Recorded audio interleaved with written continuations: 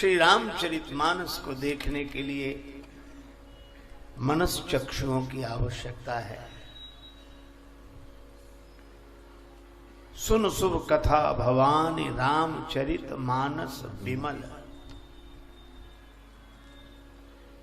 विमल सलिल सरसिज सब संगा। और इस विमल कथा को देखने के लिए पवित्र मन के नेत्र चाहिए। जो मन भगवान के रंग में रंगा हो, उस भक्त मन की दृष्टि से मानस को देखें। कवि की बुद्धि भी मानस रूपी मान सरोवर में अवगाहन करके विमल हो जाती है, पवित्र हो जाती है।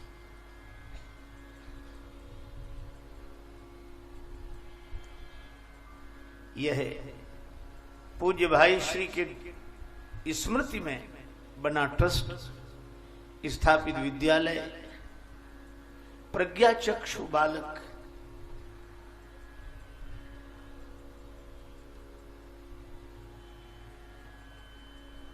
और सचमुच एक भक्त गाथा मुझे स्मरण में आ रही है।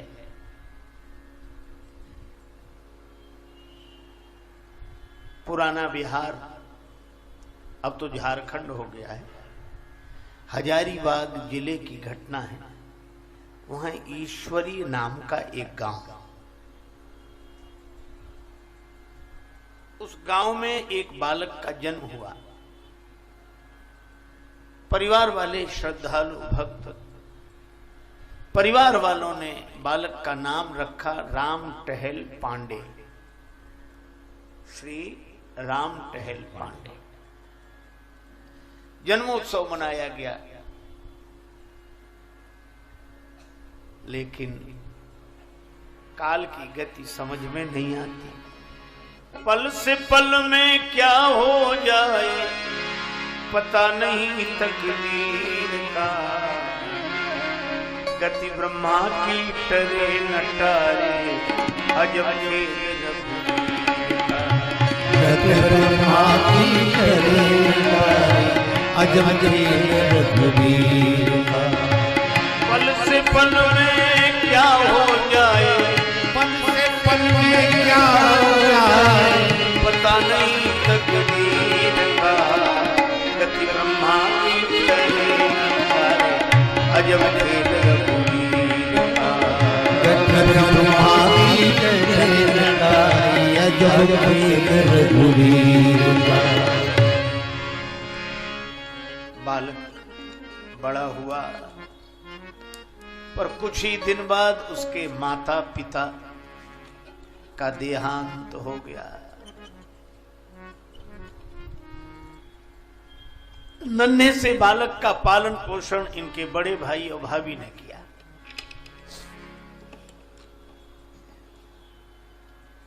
कुछ दिन बाद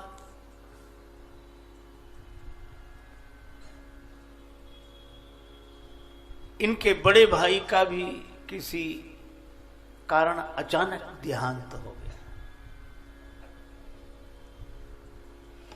तो भी विपत्ति ने पीछा नहीं छोड़ा। कुछ दिन बाद चेचक की बीमारी, उस बीमारी में इनके दोनों नेत्र चले गए, अंधे हो गए। परिवार में गरीबी आ गई। एक विधवा भाभी और अंधे राम टहल पांडे। सभी होते हैं रिश्तेदार, जबकि जर पास होता है और बिगड़ जाता गरीबी में जो रिश्ता खास होता है।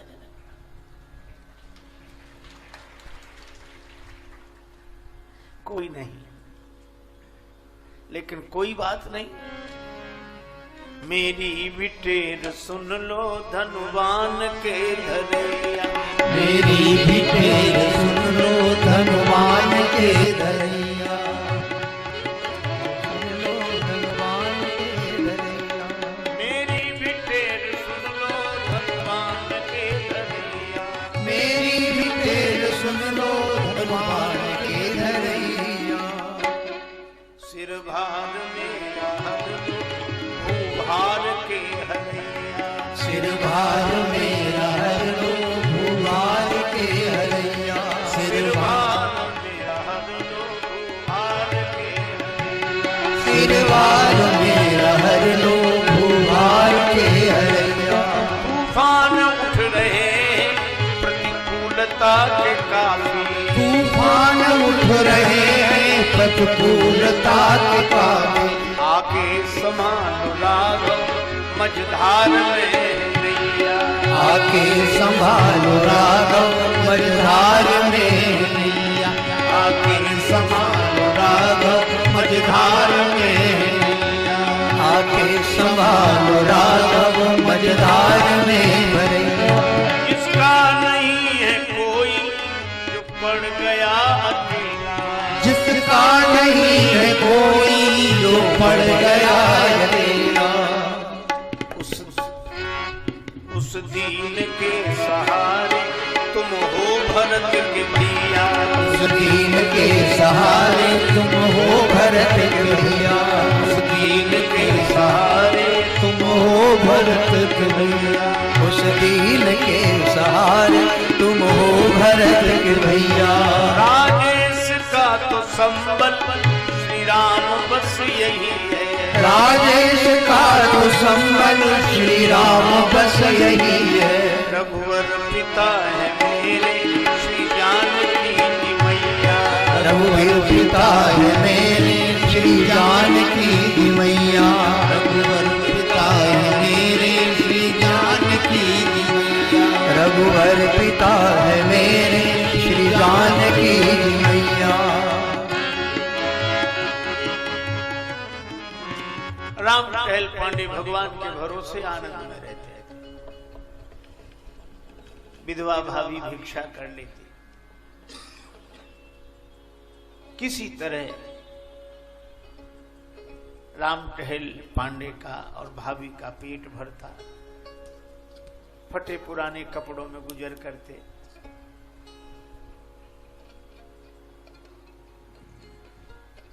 नाम बदल गया, अब कोई राम टहल पांडे नहीं कहता, पांडे नाम हट गया, राम नाम भी हट गया, टहलुआ टहलुआ कहने लगे। गरीबी के नाम अलग होते हैं, अमीरी के नाम अलग होते हैं।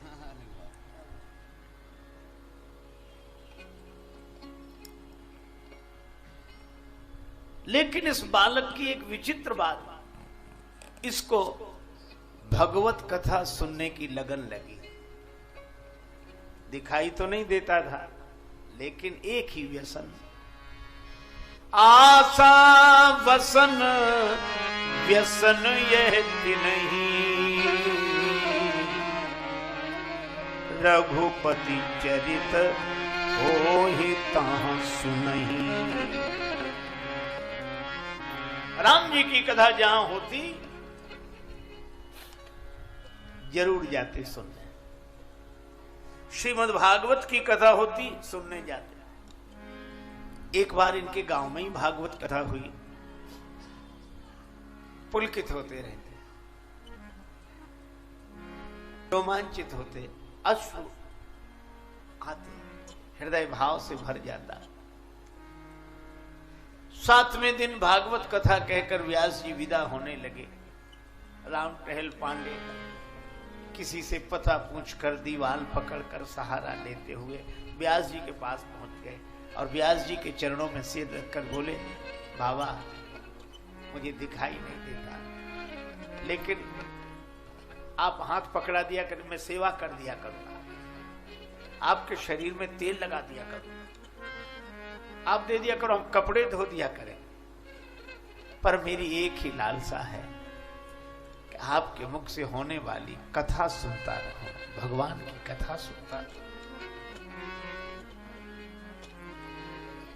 व्यास जी भी भाव से भर गए, आंसू भर आए। उन्होंने कहा कि नहीं नहीं राम टहल जी, आपको सेवा करने की आवश्यकता नहीं है, सेवा करने वाले और लोग हैं, आप तो कथा सुना करो, प्रसाद पाया करो, हमारे पास ही रहो। बड़े आनंद से कथा सुनी। व्यास जी दूसरे गांव में जाने लगे। 2 मील दूर गांव था।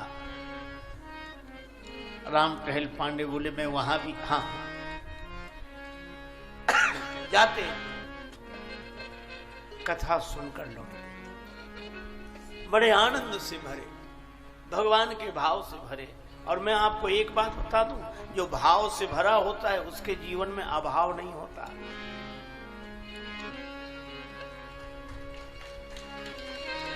बल्कि मुझे तो लगता है कि जिनके जीवन में अभाव है वे रिक्त हैं।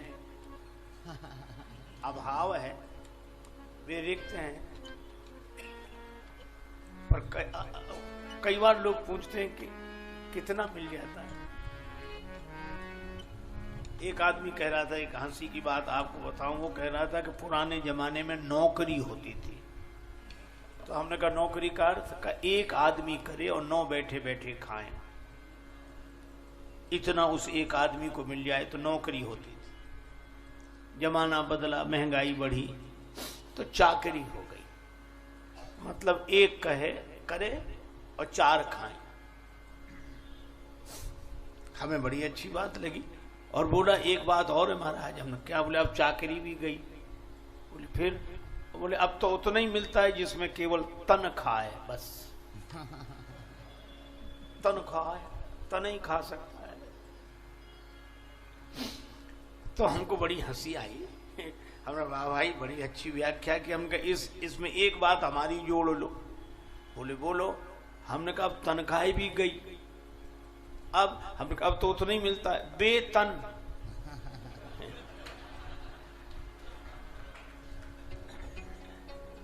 और आदमी की महत्वाकांक्षाएं बढ़ती जाती हैं। इसलिए लोग पूछते हैं कितना मिलता है, बताते हैं कितना। कई बार लोग धीरे से पूछते हैं और ऊपर कितना बन जाता है, अतिरिक्त तो मुस्कुरा करके तो बन जाता है। तो मैं आपसे वही कह रहा हूं कि जिसके पास अभाव है वो रिक्त है, लेकिन जो अतिरिक्त बनाता है ऊपर वो अतिरिक्त है। क्या अतिरिक्त है। इसलिए मैं आपसे कह रहा हूं कि जो भाव से भरा है, क्या कहना उसका, जिसको काशी के गौरवशाली संत बाबा कबीर कहते हैं, मन लाग मुरा राम मन लाग मोरा राम मन लाग राम फकीरी में मोरा राम मन लाग मोरा राम फकीरी में मन लाग मुरा राम फकीरी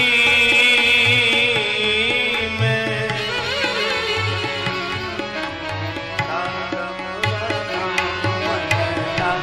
मोरा राम मन लाग मोरा राम मन लाग मोरा राम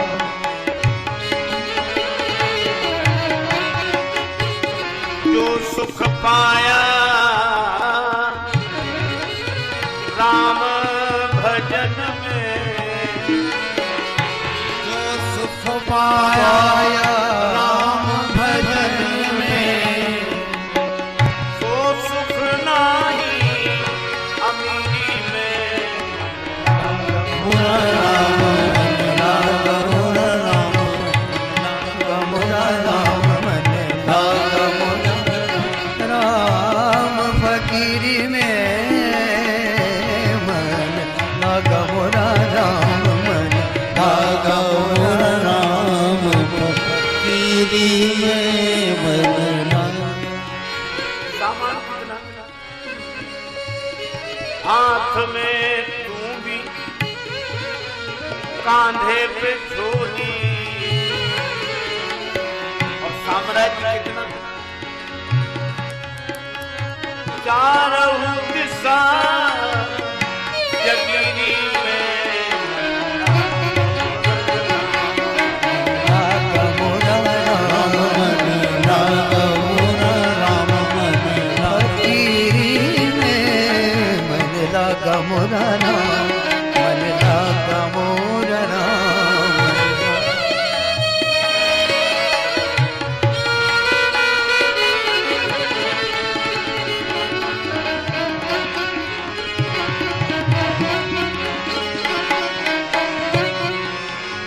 आखिर यह तन खाक मिलेगा,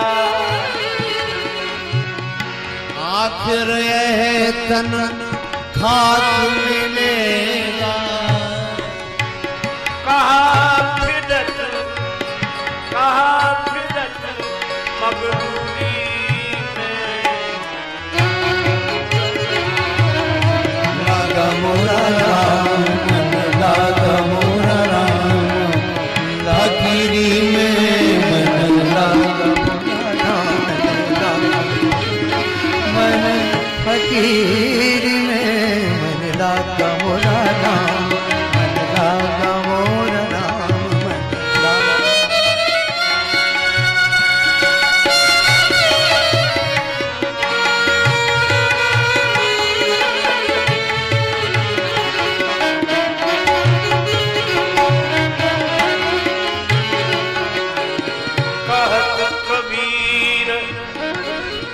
सुनो भाई साधो, कात कबीर सुनो भाई साधु, साहिब मिलन सबरी में लाग मोरा राम, मन लाग मोरा राम,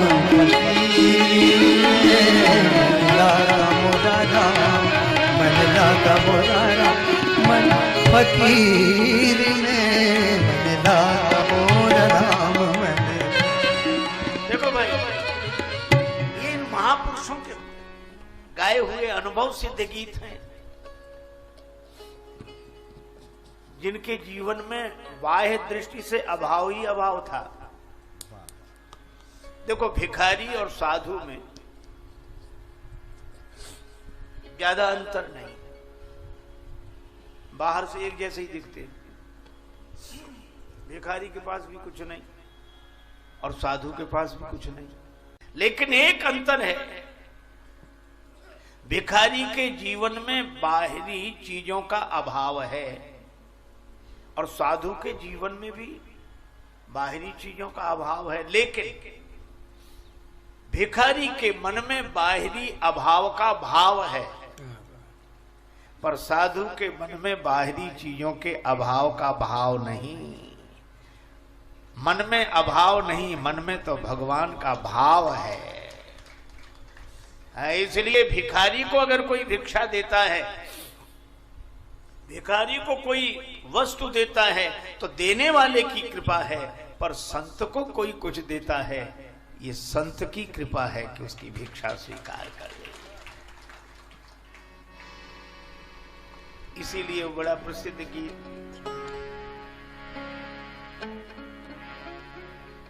मैंने भी सुना, परम वंदनीय राष्ट्र संत पूज्य पाद श्री मुरारी बापू जी के श्रीमुख से,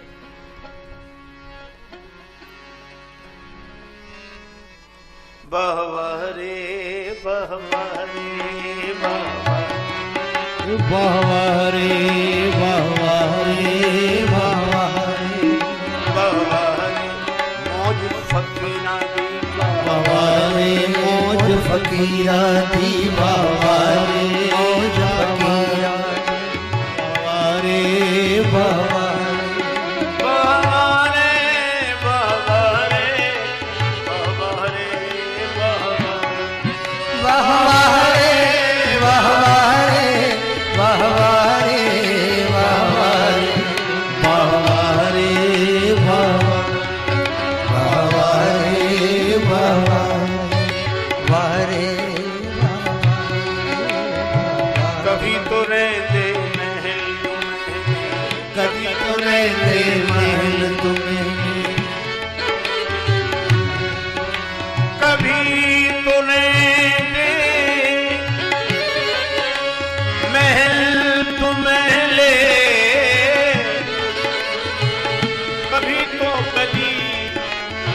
अहिरा दी बाबा रे बाबा रे बाबा रे बाबा रे बाबा रे बाबा रे।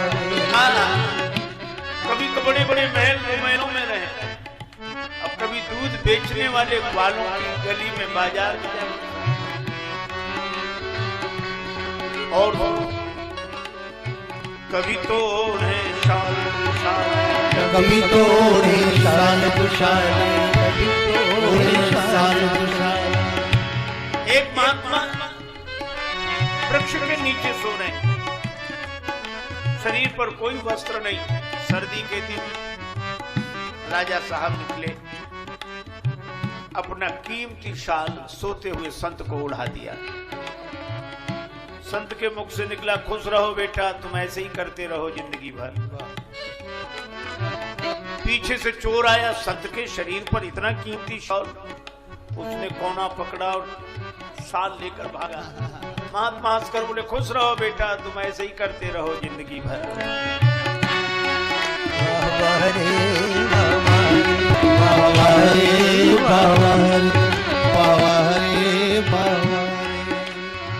कभी तो ओढ़े शाल शाल, कभी तो ओढ़े शाल दुशाल, कभी तो ओढ़े शाल दुशाल। कभी बुदड़िया नीना नी बाबा रे बाबा रे बाबा रे बाबा रे बाबा रे बाबा रे बाबा रे बाबा रे। कभी कीमती शाल दुसाले ओढ़े, अब कभी कई जगह से फटी सिली गूंदड़ी। और एक विडंबना, मंगतंग के टुकड़े खाने, मंगतंग के टुकड़े खाए, मंगतंग के टुकड़े। भिक्षा करके अपना भोजन करते,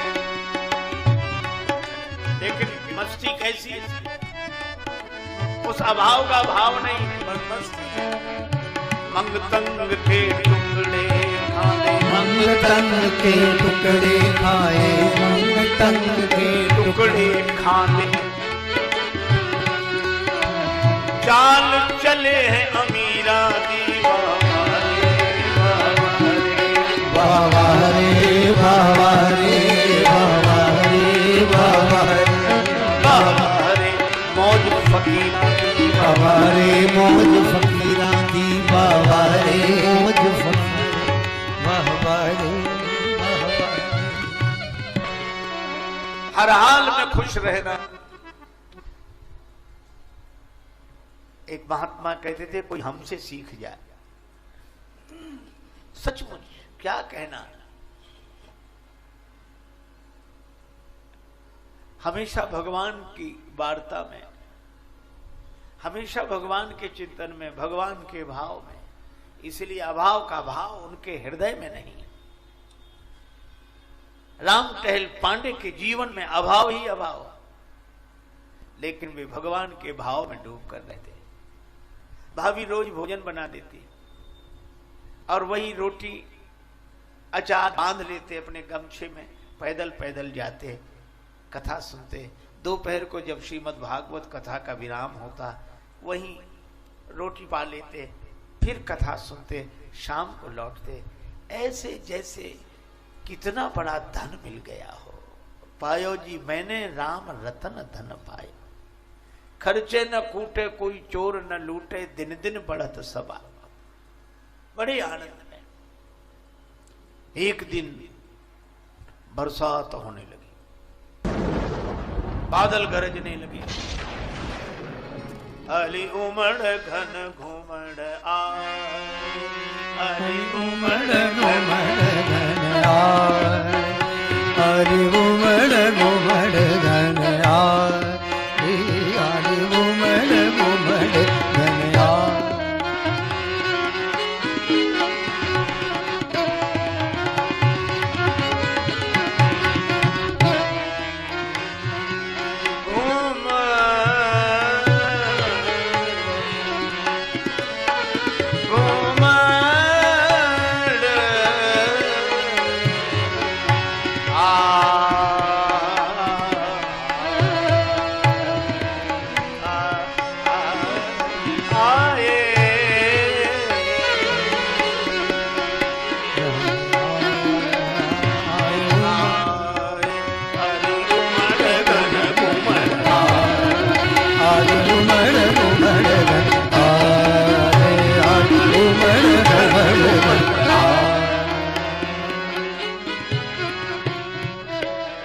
बादल गरजने लगे,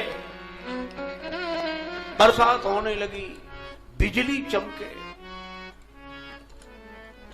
भाभी ने सोचा आज देवर कथा में नहीं जाएंगे। देवर स्नान करने गए थे, लौटे, भाभी ला मेरा भोजन दे दे, मैं भागवत कथा सुनने जाऊंगा। भाभी ने कहा कि आज मैंने भोजन वहां जाने के लिए नहीं बनाया, ऐसे में मैं तुम्हें नहीं जाने दूंगी, ये बुरा दिन है, भयंकर बरसात हो रही है, बिजली चमक रही है और तुम्हें दिखाई नहीं देता, कहीं फिसल जाओगे, गिर जाओगे, नहीं जाओ। राम टहल पांडे दुखी हो गए और उन्होंने कहा कि भाभी माता क्या बात कर रही हो, सो दिन दुर्दिन नहीं मेघ नभ में गहरावे, सो दिन दुर्दिन नहीं मेघ नभ में गहरावे, और अदिन न इंद्र उपल बरसा कर वज्र गिरावे। वो भी बुरा दिन नहीं है कि इंद्र बरसात का वज्रापात कर दे। सो दिन दुर्दिन नहीं मेघ नभ में गहरावे, अदिन न इंद्र उपल बरसा कर वज्र गिरावे, और सो दिन दुर्दिन नहीं उदर को अन्न न पावे, और प्रेमी संबंधी जीवन में विरत जावे, और दुर्दिन नहीं विनीत कोई जेती विपति बखानिए, पर श्रवणन परे न हरि कथा सो दिन दुर्दिन जानिए।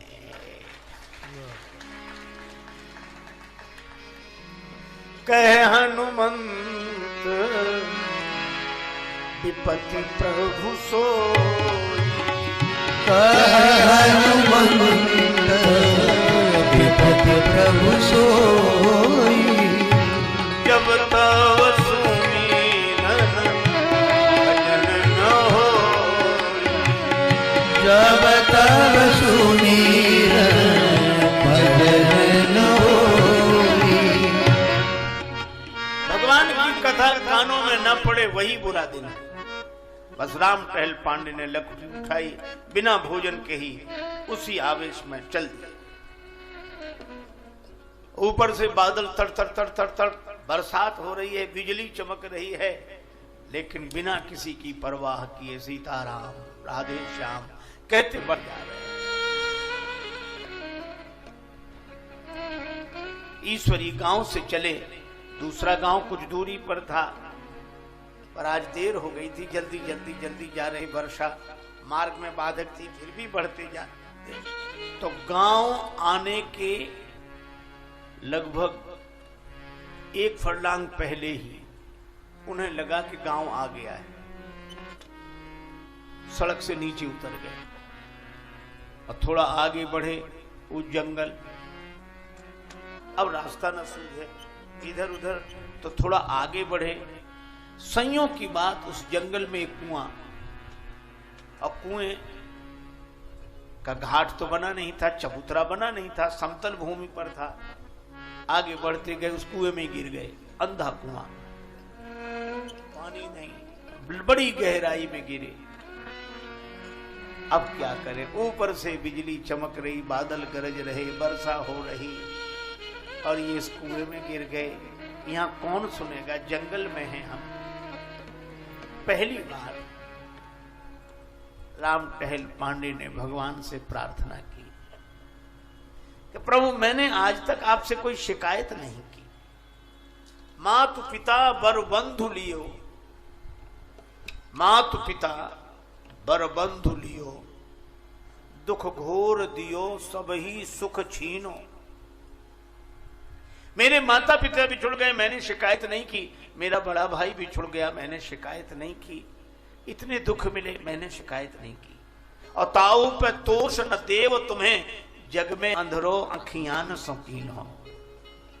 मुझे अंधा बना दिया तो भी मैंने शिकायत नहीं की, और आज भी शिकायत नहीं करूंगा। जामे चले सुख भोग सवे, बर कूप में डार भले ही मुहि दीन हो। सारे सुख भोग चले जाएं, भले ही आपने कुएं में गिरा दिया हो, पर दुख विनीत यही दृगहीन सो। दुख दुख विनीत यही दृगहीन सो, छीन कथा को वृथा दिन लीन हो।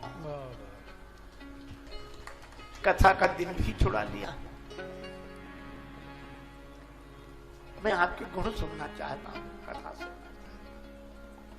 खुदा मंजूर करता है सदा जब दिल से होती है। खुदा मंजूर करता है सदा जब दिल से होती है, मगर मुश्किल तो यह है, बात ये मुश्किल से होती है।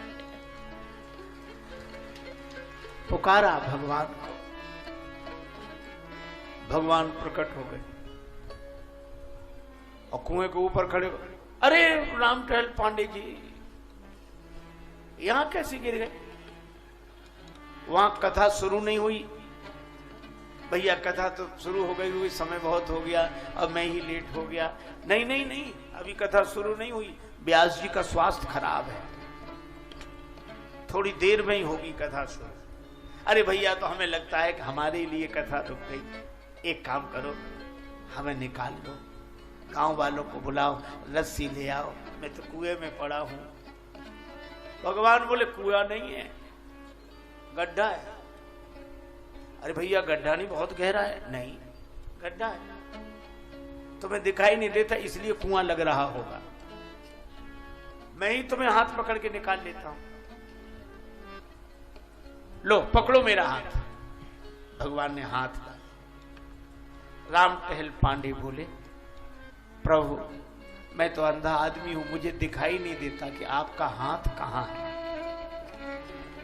लेकिन आपको तो दिखाई देता है कि मेरा हाथ कहां है, इसलिए आप ही मेरा हाथ पकड़ लो। भगवान ने राम टहल पांडे का हाथ पकड़ा,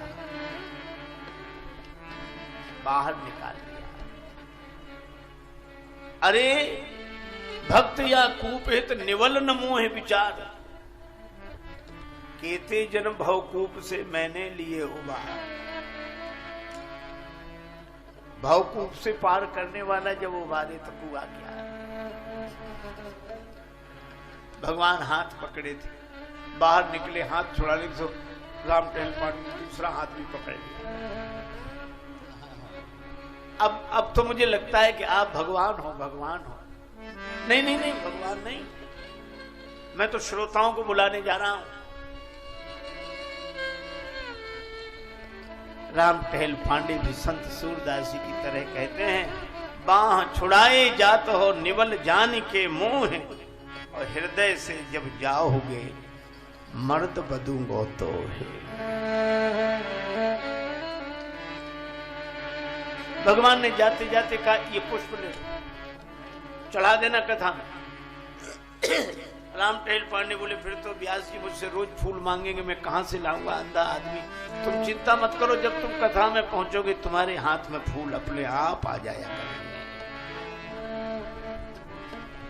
राम टहल पांडे ने बातों पे गौर ही नहीं दिया, उनको लगा कि कोई भला आदमी हमें निकाल दिया, रास्ते से लगा दिया, चलो चलो मैं चलता हूं। वे कथा की ओर बढ़ गए और भगवान ही मानो सबको बुलाने जाते हैं, सबको।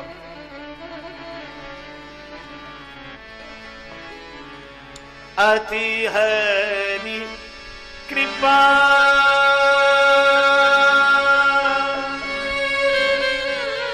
जाहि पर होई,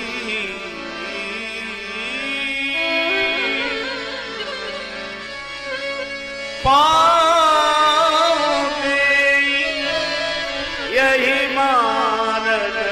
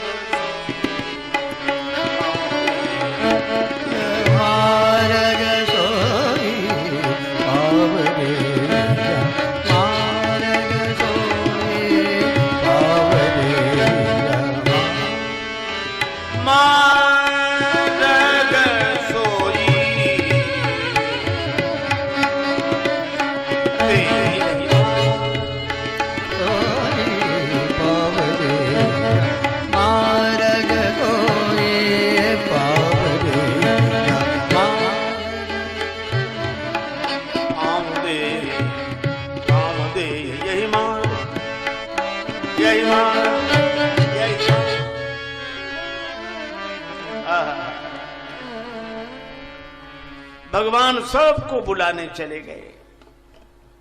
श्रोता आने लगे। राम टहल पांडे धीरे धीरे जा रहे थे। तब तक क्या हुआ, व्यास जी अस्वस्थ धीरे धीरे उठे।